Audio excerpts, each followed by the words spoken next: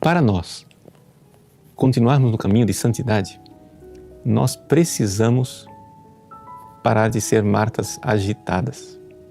E como é que Maria pode nos ajudar para nos livrar desta agitação da nossa vida?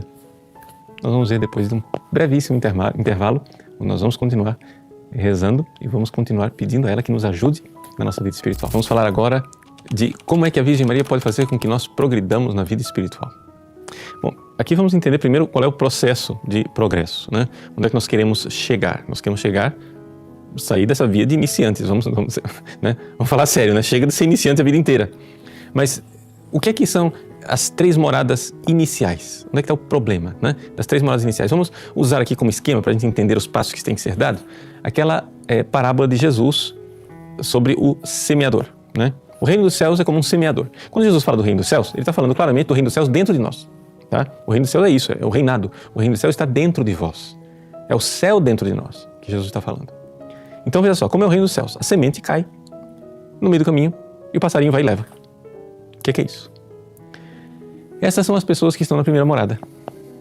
Ou seja, são as pessoas que, infelizmente, 99,9% dos cristãos atualmente, né, não têm vida de oração, né? Eles nem sequer param para meditar a palavra de Deus, para compreendê-la, para fazer meditação, para rezar, para ter oração íntima, e por isso não saem da primeira morada e não passam para a segunda, né? Então, aqui que está o problema. As pessoas recebem semente, mas a semente nem chega a germinar, não faz nada, né? Veja, isso daqui, o que nós estamos vivendo, não pensem que a humanidade sempre foi assim. Eu digo, 99,9% das pessoas né, não saem da primeira morada e sempre foi assim. Não. Se você for ver o testemunho de Santa Teresa diz que na época dela, ela reclama que as pessoas não saem da terceira morada. Ou seja, não passa para a quarta, ou seja, não passa para o caminho iluminativo. Ou seja, eram pessoas que chegaram na terceira morada, que nós vamos ver as características da terceira morada daqui a pouco, mas que não passam para a quarta. Então não foi sempre assim. Então, primeiro tipo de terreno, a semente caiu no caminho. Mas houve algumas sementes que brotaram, né?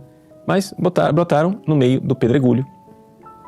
E na hora que veio o sol, né, elas secaram. Isso daí é o pessoal da segunda morada, né?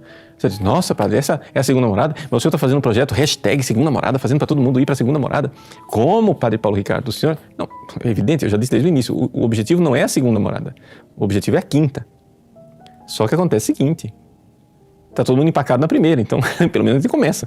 Ou seja, o projeto segunda morada não é que lá é o objetivo. O projeto segunda morada é para desencalhar. E o que é a segunda morada? As pessoas começaram a rezar. A pessoa entendeu. A pessoa precisa rezar, ela tem vida íntima. Só que estas pessoas, quando vem a tempestade, quando vem a cruz, quando a cruz visita essas pessoas, seca. Ou seja, tem a oração, mas não tiveram ainda a experiência da penitência e da cruz. Vamos para frente. Terceira morada. Na terceira morada são as pessoas que brotou, mas o espinheiro foi e sufocou. E o que são os espinheiros? Jesus diz, as preocupações mundanas. Essa é a Marta. A agitação. Ou seja, a pessoa não comete mais pecados mortais, muito dificilmente comete pecados veniais, não faz nenhum pecado venial por nada desse mundo, só que não vai para a quarta morada. Santa Teresa fala disso. Ou seja, pessoas virtuosíssimas, pessoas maravilhosas, que, puxa vida, já pensou uma pessoa que chegou ao ponto de que ela não faz nenhum pecado venial, ela tem vida de oração, ela tem vida de penitência. Ou seja, ela não está na primeira morada, ela já tem vida de oração, está na segunda. Ela não está na segunda morada, ela faz penitência, está na terceira, já sabe viver com o sol causticante. Mas fica agitada. Santa Teresa, né, ela comenta assim, dizendo, mas essas são as pessoas que meditam sobre a paixão de Cristo o tempo todo? Ela cita o exemplo de um sujeito muito virtuoso, né, mas que a família dele, alguém passou a perna na herança lá e ele foi injustiçado e pronto, e aquele negócio não sai da cabeça dele e pronto, e por isso ele não vai, né, nunca para a quarta morada. Por quê? Porque ele não tem essa confiança, essa entrega como a criança que se entrega nos braços da mãe. E aqui que entra a Nossa Senhora. Ou seja, para nós sairmos da via de iniciantes, nós precisamos de uma confiança irrestrita em Deus. Só que acontece o seguinte, nós estamos manchados pelo pecado original e nós olhamos para Deus como se Ele fosse, não digo inimigo, mas como se a cruz de Cristo fosse nossa inimiga e, portanto, nós não confiamos. Lembra que Adão e Eva, a primeira coisa que eles fizeram depois do pecado foi se esconder atrás do arbusto com medo de Deus que ia se aproximar. Então, as pessoas não progridem espiritualmente porque não conseguem se entregar e continuam como martas agitadas nas panelas da cozinha. Panela da cozinha, espinheiro da parábola, é tudo a mesma coisa. O que você precisa entender é que nós precisamos ter aquela paciência, né? Aquela capacidade de receber os golpes da vida sem que isso nos agite interiormente. Quando você consegue isso não é só um esforço seu, isso é uma intervenção divina na sua vida. Quando você consegue isso, né, você está a caminho, ou seja, você está passando, né, está fazendo o que é necessário para passar para a quarta morada. Mas se as pessoas continuam agitadas, continuam donas da sua vida, continuam indignadas com tudo que acontece, etc e tal, claro, vejam, eu quero que vocês entendam o seguinte: a caridade nos leva a ficar indignados com coisas que acontecem com os outros no sentido de que nós vamos lá ajudá-los. É o amor a Deus, concreto, no próximo. Não estou dizendo que você... Não estou falando aqui... Somos cristãos, não estou falando da ataraxia, né, dos estoicos. Eu não sinto nada. Isso aí é a dormência de um morto. Não é isso que eu estou falando. Né? Eu estou falando de outra coisa. Eu estou falando do Cristo manso e humilde de coração. O Cristo que amou na cruz. O Cristo que soube transformar toda aquela dor em amor. Eis aí. Aí a Virgem Maria nos ajuda. Por quê? Porque quando você tem angústias, dores, sofrimentos, inquietações, agitações, panelas batendo, espinheiros sufocando, e você se joga nos braços da mãe, aqui você tem um auxílio enorme. Vejam, o que eu estou dizendo para vocês é o seguinte, que a consagração à Nossa Senhora, a entrega à Nossa Senhora é um elevador, para usar a metáfora de Teresinha, é um upgrade maravilhoso, né? Ou seja, para a sua vida espiritual, porque você, ao se entregar confiantemente à Virgem Maria, você vai conseguir ir para frente. Então, uma das coisas que São Luís diz no tratado, grande confiança em Deus e em Maria. A Santíssima Virgem nos enche de grande confiança em Deus e nela. Primeiro, porque não vos aproximareis mais de Jesus Cristo por vós mesmo, mas sempre por intermédio desta bondosa mãe. Então, assim, todo temor que você tiver de Jesus, você tem a mãe. Você vai no colo da mãe. Mas, padre, eu não tenho medo de Jesus. Infelizmente, gente, vamos dizer, ser bem objetivos. Existe um medo irracional dentro de nós. Um medo irracional dentro de nós. Nós sabemos que Deus é amor infinito, mas nós temos medo da vontade de Deus. E é por isso que as pessoas não se resignam, não se entregam. E porque não se entregam, não são dóceis. Porque não são dóceis, não passam, não evoluem, não vão para frente. Por quê? Porque o caminho, a passagem para a mística, né, da quarta morada, é a passagem da pessoa que tornou-se maleável. Veja, qual é... Vamos resumir numa palavra só. Vamos ser bem objetivos. Qual é a nossa finalidade de iniciantes? Qual é a nossa missão para quem está iniciando? Pessoal das 3 primeiras moradas. Qual é a nossa missão? Nós iniciantes. É tirar os empecilhos. Tirar os obstáculos para que Deus haja. Para que Deus comece a fazer. Ou seja, Deus é uma presença. E é uma presença ativa. Deus é vivo. Deus está agindo dentro de mim. Ele quer fazer, mas eu estou impedindo. Eu estou impedindo. Né? Por quê? Porque Ele age, mas Ele age com uma brisa suave. Né? Então, se você é a folha da árvore que ainda está apegada com a árvore, se bater o vento, a folha não voa. Só voa se ela se desapegar. E são esses apegos bobos, tolos, que impedem as pessoas de ir para frente. E é por isso que, então, na passagem da 3ª para a 4ª morada, existe a noite escura dos sentidos, onde a pessoa começa a perder coisas.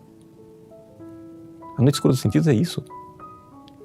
É uma perseguição, é uma frustração pastoral, é uma doença sua ou da sua família, é alguma coisa que acontece onde Deus quer dar aquele upgrade e quer que você seja como uma criança nas mãos dele. Porque se você for como uma criança nas mãos dele, ele fará. Veja, e quanto tempo deve durar isso, Padre? Não é questão de tempo, é questão de amor. É questão de amor. Para ser santo não é necessário muito tempo. É necessário muito amor. Mas é esse amor que confia, onde eu sei que eu estou nas mãos deste bom cirurgião que vai transformar a minha alma. Eu me lembro quando o meu sobrinho, o Lucas, que agora já está com 20 anos, 21, ele era pequenininho e teve meningite. Eu contei até essa história no livro Olhar que Cura. E tinham que tirar o líquido, né, da coluna para fazer o diagnóstico, para ver que tipo de meningite. Ele ficou agitadíssimo, era uma criança e todo mundo ali ao redor da cama, e todo mundo preocupado. A médica disse: olha, desse jeito aqui não vai dar, eu não vou conseguir fazer nada com esse povo todo agitado aqui ao redor. Lucas, você vai escolher uma pessoa e vai ficar aqui, os outros vão sair. Quem que você escolhe? Mamãe. A mãe ficou. Os enfermeiros imobilizaram a criança e retiraram o líquido. Graças a Deus o Lucas hoje está bom, sem sequela nenhuma. Mas nós somos assim. Nós resistimos. Mas se nós tivermos a presença de uma mãe, a gente se entrega. A Virgem Maria. Então, nós não vamos ter medo do cirurgião que é Jesus. Ele é amor infinito, sim, mas acontece que o nosso coração manchado reage irracionalmente com esta mãe. Vejam, e não é só, eu quero que você entenda o seguinte, não é um sentimentalismo de mãe. Não é isso. É algo, é real, é uma entrega real, é uma ação real dela. Ela nos foi dada por Jesus aos pés da cruz para isto, para nos entregarmos totalmente a ela. E o discípulo recebeu-a naquele momento, eista idia, para suas próprias, para aquilo que era mais íntimo seu, idios. Está traduzido, recebeu na sua casa. Mas, na verdade, na sua intimidade, naquilo que era propriamente seu.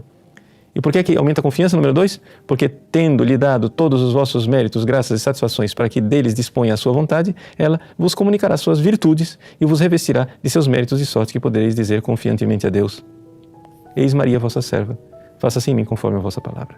Ecce ancilla Domini fiat mi secundum verbum tuum. 3, porque, desde que vos destes a ela inteiramente de corpo e alma, ela, que é liberal, com os liberais e mais liberal que os próprios liberais, dar-se-á a vós em troca, e isso de um modo maravilhoso, mas verdadeiro. E assim, podereis dizer-lhe ousadamente: Tuus sum ego salvum me fac. Eu sou teu, salva-me. Ou, como já se disse, com o discípulo amado: Accepite in mea. Eu vos tomei, Mãe Santíssima, como todo o meu bem, né?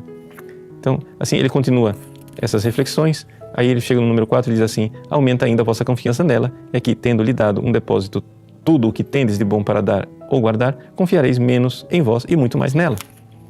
Então, veja só. Enfim, isso aqui são as reflexões de São Luís, mas vamos colocar, né, na nossa vida, praticamente. Como é que nós estamos diante de Deus? Será que a nossa semente não está debaixo do espinheiro, das preocupações da vida, das panelas de Marta, onde eu sou o meu Salvador? Quantas e quantas vezes eu já rezei e disse: eu hoje escolho Jesus como meu único Senhor e meu único Salvador. Então logo aparece um problema na vida, eu pego de volta. Mãe Santíssima Senhora, eu quero me colocar como recorda o Salmo, como uma criança confiante no regaço da sua mãe. A minha alma está como uma criança no regaço da mãe. E eu quero me entregar verdadeiramente nos braços desta mãe, porque Jesus se entregou a ela. E foi ela quem gerou Jesus e, portanto, para que Jesus seja gerado em mim, eu me entrego nos braços dela. Senhor, olhai minha alma agitada. Quantas vezes eu venho rezar e venho agitado, venho querendo dominar, querendo ser o dono da minha vida, querendo tomar as rédeas da vida. Eu quero ser dócil, Senhor. Ajudai-me. Eu não sei o caminho. Assim como minha mãe me ajudava a atravessar as ruas, movimentadas e perigosas, quando eu dava a mão como criança. Vós me ajudais agora, minha mãe, a atravessar a rua perigosa dessa vida. Eu não sei quando caminhar e não sei quando parar. Eu não sei o que fazer e o que proceder. Porque, embora eu me sinta totalmente impotente diante dos problemas desta vida, dentro de mim existe um rebelde soberbo que quer tomar as rédeas e salvar. Mas o caminho é a ruína. Por isso me lanço, Senhora. Como os primeiros cristãos, eu quero rezar nesta noite aquela oração tão antiga do 2º século. Subtum presidium confugimus sancta Dei Genitrix. Debaixo de vossa proteção, nos refugiamos, Santa Mãe de Deus. Não desprezes nossas súplicas em nossas necessidades. Mesmo que venha a tempestade, a procela e o tufão, minha Senhora, eu me jogo nos vossos braços e digo: eu estou com a minha mãe querida, a mãe à qual me entregou Jesus, o próprio Jesus, mas ninguém me entregou a ela, foi Ele quem me entregou. E por isso, minha mãe, eu me lanço em obediência ao Cristo para dizer: vós, Senhora, sois aquela que conduzis os filhos de Deus na luta contra a serpente e contra o maligno. E embora minha vida esteja sendo visitada pela dor e pela morte, eu sei que Deus vencerá. Guardai-me, Senhora, para que eu esteja do lado de Deus quando Ele vencer. Ele vencerá. Muito obrigado, minha Mãe Santíssima, minha Senhora. Hoje que é dia de Nossa Senhora Rainha. Minha Senhora, hoje aqui nesse mundo, na fé, eu não vejo com clareza o quanto vós me ajudais a cada momento. Mas eu sei que os bem-aventurados no céu já veem face a face tudo o que vós fizestes por eles. E eu quero um dia, minha Senhora, estar no céu, para ver o quanto vós me ajudastes e o quanto fostes boa, e vós sereis parte da glória que eu irei fruir, irei gozar no céu, de ver-vos, Mãe bondosa, gloriosa, na glória celeste, e poder cantar como minha avó me ensinou quando eu era criança. Com minha mãe estarei na santa glória um dia, junto à Virgem Maria, no céu triunfarei.